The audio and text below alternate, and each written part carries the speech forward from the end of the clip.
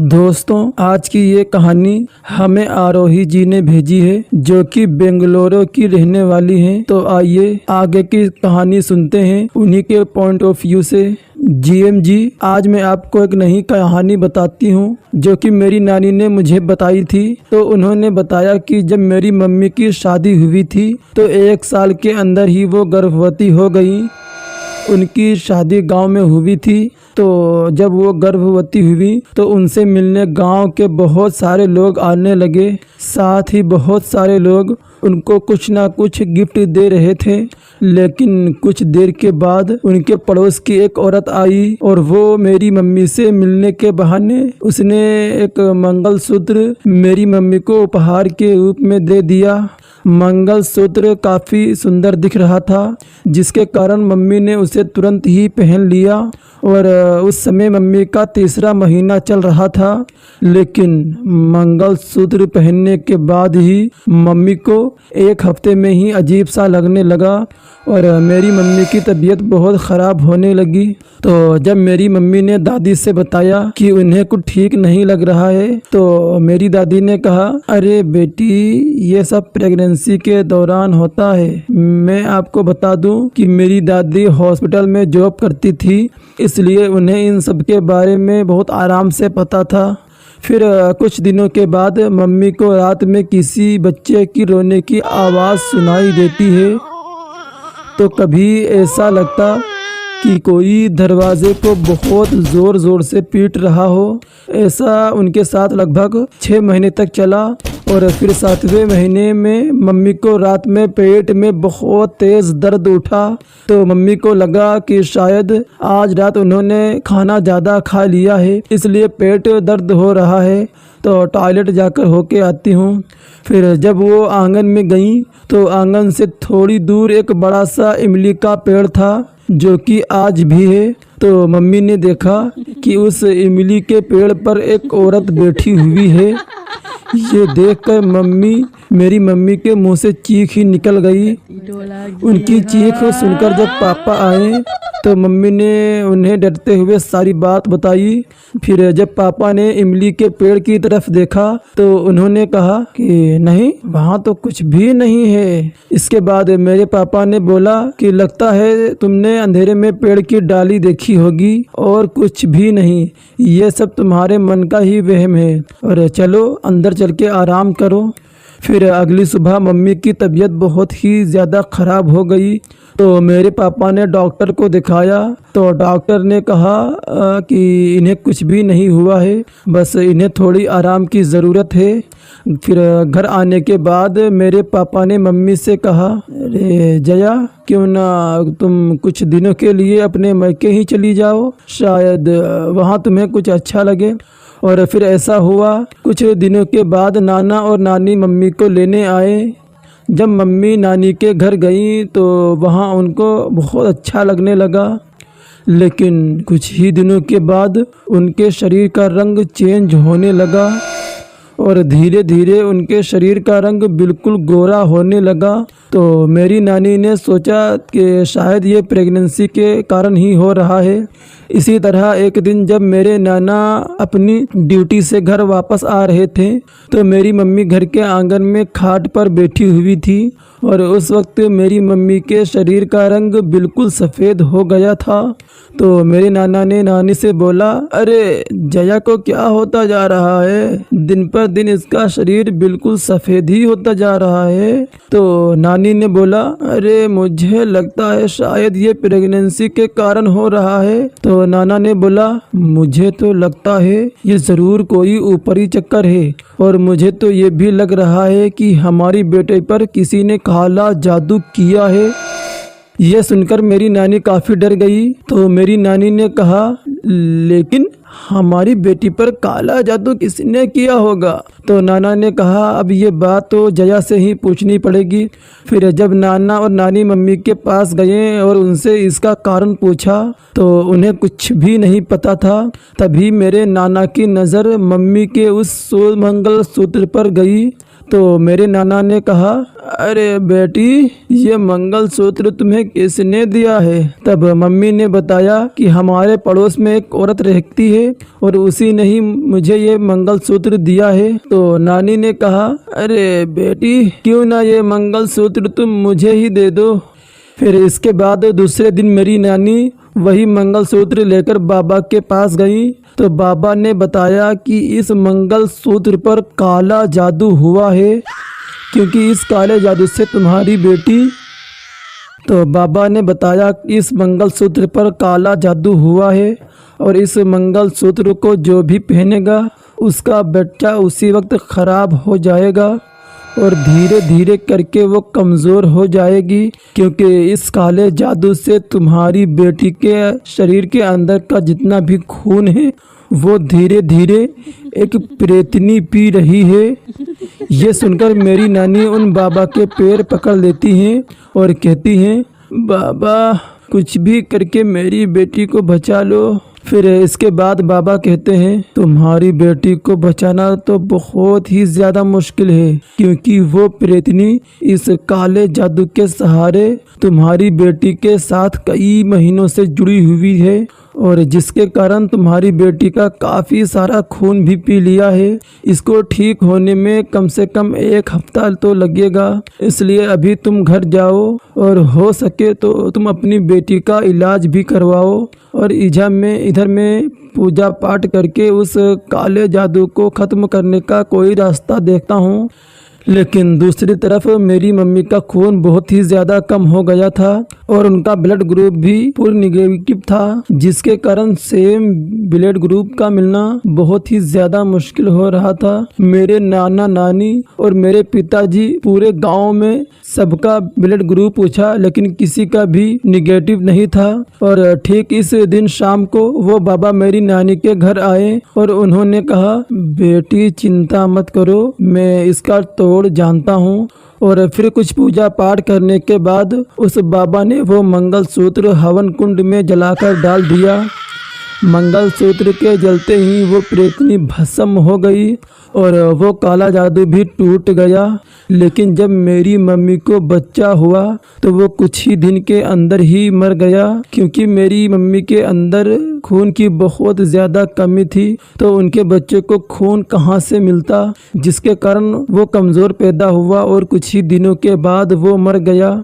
मैं आपको बता दूं कि वो मेरा बड़ा भाई था जिसकी मौत हुई। इसके बाद मेरे दादा दादी, नाना नानी और मेरे पिताजी सभी घर वाले मिलके उस औरत के पास गए और काफ़ी उस औरत से बहस हुई और फिर बाद में पंचायत ने फैसला किया और उस औरत को गांव से बाहर ही भगा दिया। इसके बाद सब कुछ सही हो गया और अब हम 4 भाई बहन हैं और सभी बिल्कुल ठीक हैं। लेकिन दोस्तों, मैं आपको सच बताऊं तो मैं इन चीज़ों को नहीं मानती, लेकिन हाँ, अगर जब कोई औरत प्रेग्नेंट हो तब उस वक्त बड़े बुजुर्ग की बात हमें सुननी चाहिए, क्योंकि उस वक्त उन औरतों को बुरी शक्तियों से बहुत ही ज़्यादा खतरा होता है।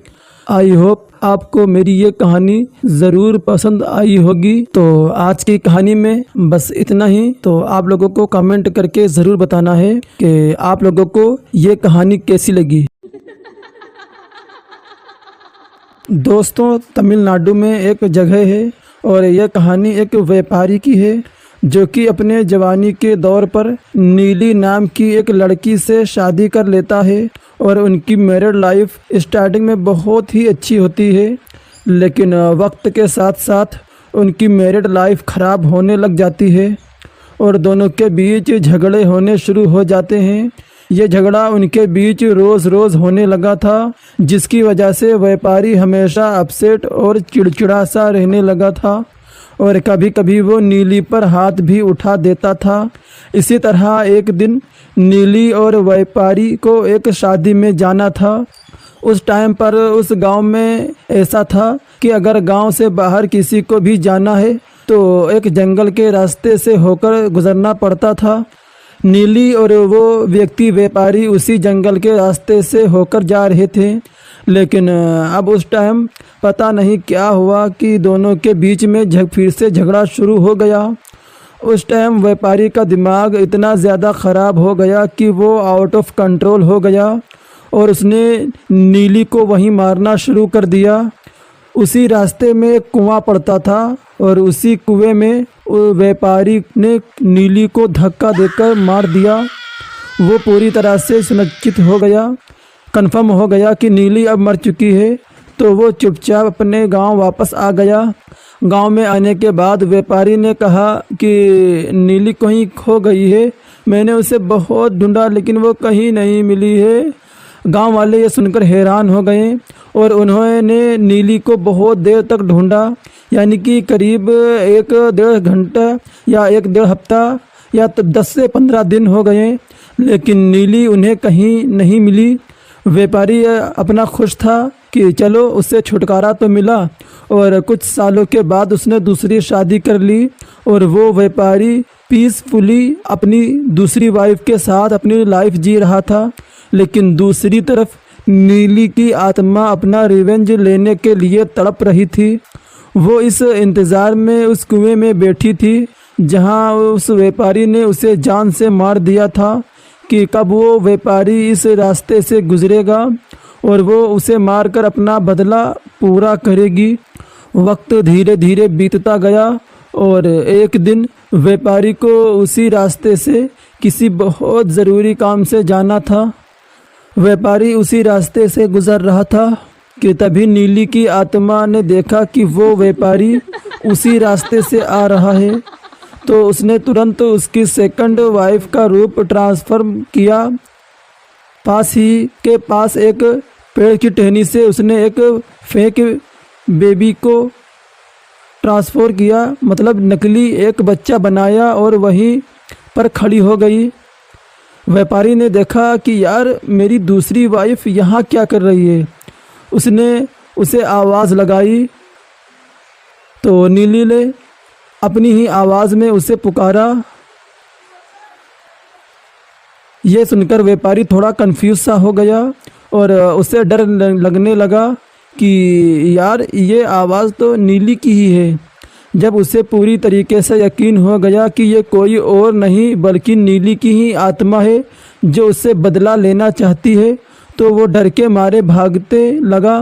नीली उसका पीछा करते करते एक गांव की तरफ उसको दौड़ा देती है।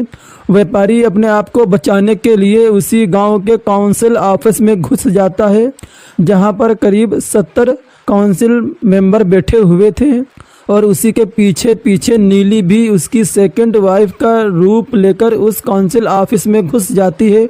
और नीली रोते हुए काउंसिल मेंबर से ये कहती है कि ये मुझे छोड़कर भाग रहे हैं, हमारे बीच एक छोटा सा झगड़ा हुआ और ये मुझे छोड़कर भाग रहे हैं और ये मुझसे पीछा छुड़ाना चाहते हैं। जब काउंसिल मेंबर्स ने यह बात सुनी तो व्यापारी की तरफ देखने लगे, लेकिन व्यापारी बहुत ज़्यादा घबराया हुआ था। उसने कहा कि सरकार आप मुझे बचा लीजिए वरना ये औरत मुझे जान से मार देगी। ये सुनकर नीली और ज़ोर ज़ोर से रोने लगी। उस टाइम नीली ने 70 मेंबर्स के ऊपर पता नहीं ऐसा क्या जादू किया था कि वो 70 मेंबर्स सिर्फ उसी के पक्ष पर थे। और उस टाइम काउंसिल मेंबर्स ने व्यापारी के ऊपर फोर्स किया कि तुम्हें इसी औरत के साथ ही रहना होगा और इसे छोड़कर तुम कहीं नहीं जा सकते। लेकिन वो व्यापारी बेचारा गिड़गिड़ाता रहा कि मेरी जान को खतरा है, मुझे इसके साथ नहीं रहना। बट उन लोगों ने उसके ऊपर काफ़ी ज़्यादा दबाव बना दिया, जिसकी वजह से मजबूरन व्यापारी को ये बात माननी पड़ी। क्योंकि अगर ये बात ज़्यादा उड़ती तो उसे नीली की मर्डर का केस में भी अंदर किया जा सकता था। मजबूरन उसने नीली के साथ रहने के लिए हामी भर दी। उसी रात जब वो नीली के साथ कमरे में था तो नीली के लिए इससे अच्छा मौका और कोई भी नहीं हो सकता था कि वो अपने कातिल को सज़ा दे सके। उसने व्यापारी से को इतनी बुरी तरीके से मौत दी कि अगर हम लोग उसकी डेड बॉडी को देख ले तो भाई साहब हम लोगों की हालत ही ख़राब हो जाए। उसको मारने के बाद नीली वहाँ से गायब हो गई। दूसरे दिन जब गांव वालों ने व्यापारी की डेड बॉडी देखी तो उनकी हालत बहुत ही ज़्यादा ख़राब हो गई। क्यों? क्योंकि व्यापारी के घर के ठीक सामने एक पेड़ था और उसी पेड़ पर उसकी कटी फटी लाश उल्टी टंगी हुई थी। उसकी पूरी आंत बाहर निकली हुई थी। ये देखकर कितने गांव वाले तो उधर ही उल्टी करने लगे और कुछ तो डर के मारे अपने घर भाग गए। फिर कुछ लोगों ने यह खबर काउंसिल मेंबर्स को दी। जब काउंसिल मेंबर उसके घर के पास पहुंचे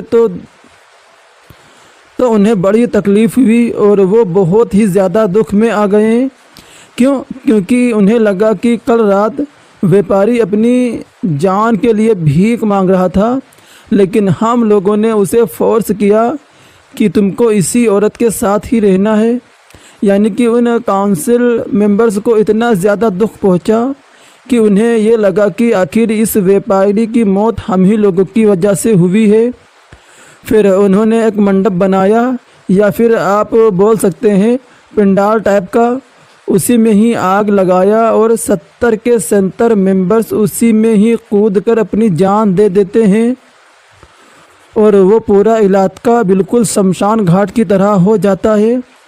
फिर ये देखकर गांव वालों को समझ नहीं आया कि हम इस इलाके का क्या करें, और दूसरी तरफ उनको ये भी डर था कि अगर हमने जल्द ही कुछ नहीं किया तो नीली का क्रोध हम पर भी बरसेगा। इसलिए उन्होंने उस जगह पर एक मंदिर बना दी और उस मंदिर का नाम था पजे नूर निमली टेम्पल।